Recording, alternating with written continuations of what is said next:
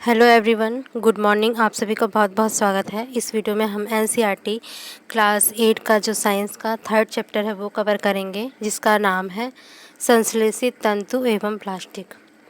तो वीडियो शुरू करते हैं। यदि आप हमारे चैनल पर नए हैं तो चैनल को सब्सक्राइब कर लीजिए, वीडियो को लाइक और शेयर कर दीजिए। तो सबसे पहले देखते हैं, कपड़े जो हैं, कपड़े प्राकृतिक अथवा कृत्रिम स्रोतों से प्राप्त जो रेशे होते हैं उनसे बनाए जाते हैं, ठीक है।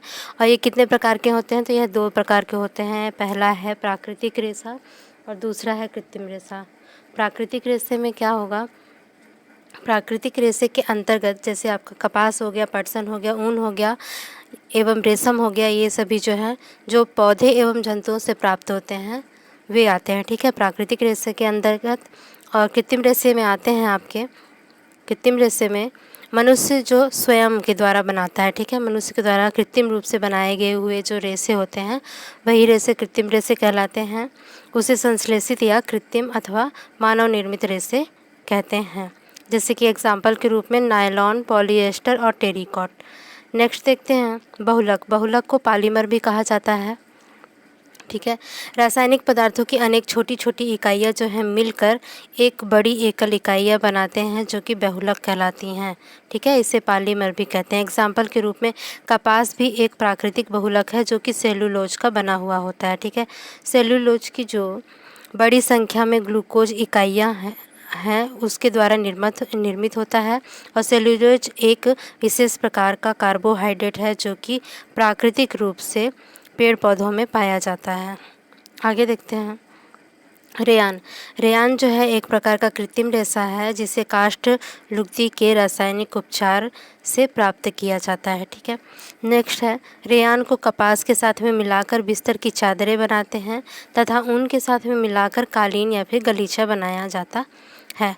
नेक्स्ट है नायलॉन, भी एक कृत्रिम रेशा है जो इतना मजबूत होता है कि इससे नायलॉन पैराशूट और चट्टान पर चढ़ने हेतु रस्से बनाए जा सकते हैं, ठीक है। नायलॉन, ये नायलॉन की प्रॉपर्टीज़ हो गई। अब आगे देखते हैं नायलॉन का निर्माण जो है, इसका निर्माण कोयला, जल तथा वायु से किया जाता है।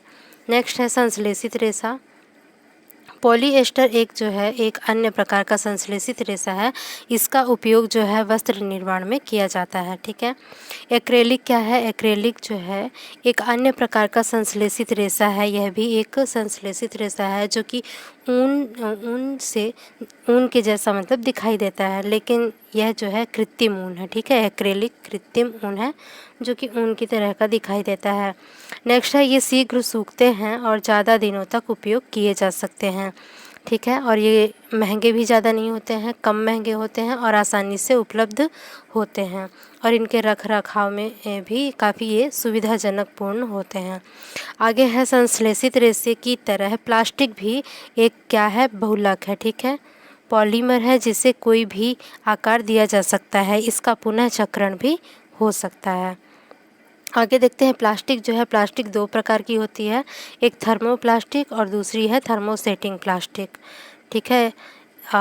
सबसे पहले देखेंगे थर्मोप्लास्टिक। ऐसा प्लास्टिक है जो कि गर्म करने पर आसानी से विकृति हो जाता है, ठीक है, पिघल जाता है और सरलतापूर्वक मुड़ जाता है, ठीक है। जैसा आकार देना चाहेंगे वैसे आकार में आ जाता है, थर्मोप्लास्टिक कहलाता है, ठीक है। उदाहरण के लिए पॉलीथीन और पीवीसी आदि, ठीक है, उदाहरण याद रखेंगे। आगे देखते हैं थर्मोप्लास्टिक जो है इसका उपयोग जो है खिलौनों बनाने में, कंघी बनाने में, विभिन्न प्रकार के पात्रों के बड़े पैमाने पर निर्माण हेतु किया जाता है।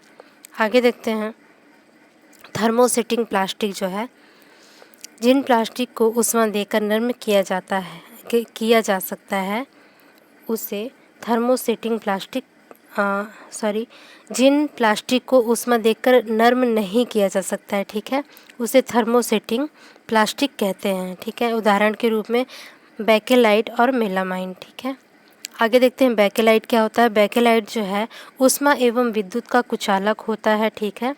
इसके लिए जो है इसका उपयोग जो है कुकर के हत्थे बनाने और बिजली के स्विच आदि बनाने में किया जाता है बेकेलाइट का प्रयोग, ठीक है। इसके उपयोग याद रखना ज़रूरी है। आगे देखते हैं मेलामाइन क्या होता है। मेलामाइन एक पदार्थ होता है जो कि आग का प्रतिरोधक है तथा जो है अन्य प्लास्टिक की अपेक्षा इसमें ऊष्मा को सहने की जो क्षमता होती है काफ़ी ज़्यादा होती है।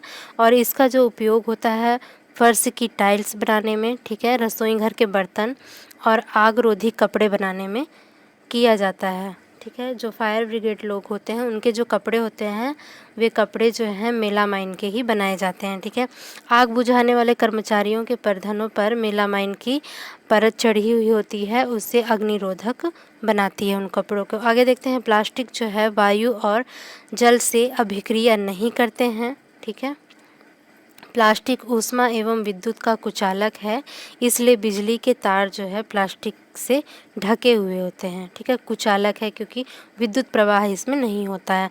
आगे देखते हैं टेफ्लॉन। टेफ्लॉन क्या है? यह एक विशिष्ट प्रकार का प्लास्टिक है जिस पर तेल और जल नहीं चिपकता है। ठीक है, टेफ्लॉन काफ़ी बर्तन ऐसे देखे होंगे जो कि टेफ्लॉन के बनाए जाते हैं जिसमें कि तेल वगैरह और पानी वगैरह नहीं चिपकते हैं। ठीक है, भोजन भी नहीं चिपकता है।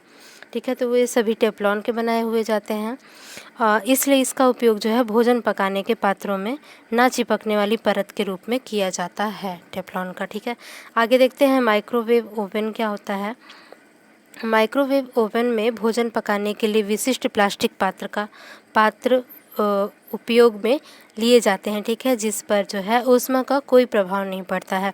ऊष्मा भोजन को तो पका देती है लेकिन परंतु जो प्लास्टिक होती है उस पर प्रभाव नहीं डालती है। ठीक है, आपका चुपचाप से खाना पक जाएगा लेकिन प्लास्टिक को कोई असर नहीं होता है।